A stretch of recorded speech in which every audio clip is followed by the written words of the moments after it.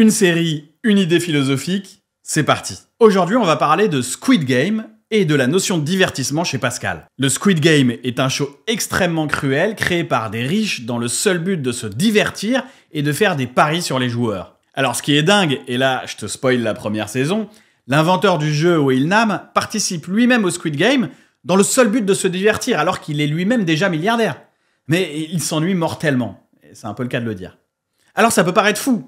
Pourquoi un milliardaire irait risquer sa vie dans un jeu pareil alors qu'il peut se payer absolument tout ce qu'il veut? Cette question est posée par le philosophe Pascal au XVIIe siècle. Pascal se demande pourquoi les hommes s'exposent à tant de risques dans des aventures périlleuses, dans des guerres ou dans des parties de chasse. Pascal affirme que l'homme ne peut pas vivre tranquillement chez lui à ne rien faire. Rien n'est si insupportable à l'homme que d'être dans un plein repos, sans passion, sans affaires, sans divertissement, sans application. Il sent alors son néant, son abandon, son insuffisance, sa dépendance, son impuissance, son vide. Le divertissement vient du latin divertere qui signifie se détourner, faire diversion. Pourquoi devons-nous faire diversion en passant des heures devant notre smartphone? Que gagnons-nous à remporter des victoires dans des jeux vidéo?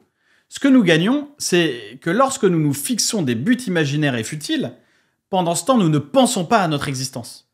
La confrontation à soi-même est trop angoissante, alors nous fuyons dans l'illusion du divertissement. La plupart des coachs millionnaires sur TikTok te diront que tu perds ton temps dans des choses futiles et qu'il est temps de créer ton business et d'arrêter de scroller des heures.